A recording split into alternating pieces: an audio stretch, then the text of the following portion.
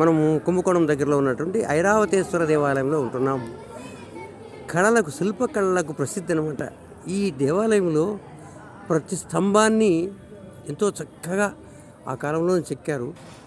ఏ స్తంభంలో కూడా ఏమాత్రము లోపం లేకోకుండా చెక్కడమే కాకుండా ప్రతి స్తంభం కూడా ఒక ఆధారమైనటువంటి పరికరం ద్వారా కొట్టి చూస్తే శబ్దాలు, సప్తస్వరాలు వినిపిస్తూ ఉంటాయన్నమాట. ఐరావతేశ్వర దేవాలయం సుప్రసిద్ధ దేవాలయం, చాలా చక్కటి దేవాలయం, చాలా బాగా కట్టారు. చాలా శిల్ప సంపద ఉంది. దక్షిణామూర్తి శిల్పాన్ని చూడండి ఎంత చక్కగా ఇక్కడ చెక్కారో. దక్షిణామూర్తి మనకు కనబడుతున్నారు. ఆహా అనేటువంటి శిల్ప సంపద ఐరావతేశ్వర దేవాలయం. ఐరావతేశ్వర దేవాలయం అనమాట. ప్రతి స్తంభము, శిల్పము ఎంతో ఉట్టిపడేటట్టుగా చోళల కాలంలో చెక్కారు.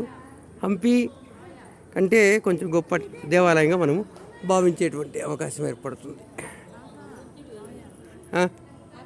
ఈరోజు మనం ఐరావతేశ్వర టెంపుల్లో ఉన్నాము.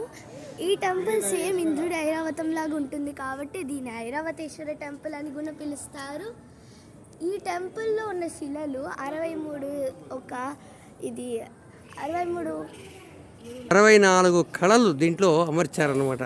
ప్రతి స్టోన్లోనూ ఆ కళ సంపద వచ్చేటట్లుగా ఉడిపడేట్లు తీశారు కాబట్టి ఐరావతేశ్వర దేవాలయంగా మనం దీన్ని భావించేటువంటి అవకాశం ఏర్పడుతుంది. చక్కని టెంపుల్. దారాసురం అనేటువంటి ప్లేస్లో ఐరావతేశ్వర దేవాలయం ఒక గొప్ప శిల్పకళాతోరణంగా మనం భావించేటువంటి అవకాశం ఏర్పడుతుంది. హరి ఓం తత్సత్.